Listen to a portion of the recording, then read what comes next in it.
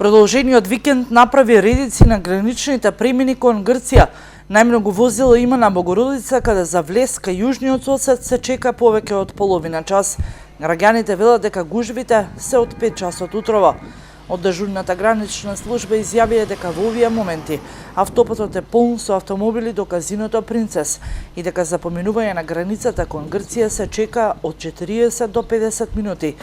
И покрај тоа што автомобилите границата ја минуваат низ сите 6 сообраќајни ленти. Денеска е неработен ден, а тоа значи и продолжен викенд за многумина, а во ек се и летните одмори.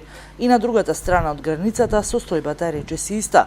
Новитет на граничниот премин е што на возачите им се даваат налепници со знаката НМК. Налепницата се става на регистарската таблица и со неа се покрива ознаката МК. Идентична е сликата на граничниот премин на Дојран. Од граничните служби велат дека од утрово и на овој граничен премин има подолги задржувања од вообичаените на преминот, но велат дека согласно потребите за проверка патниците се пропуштаат.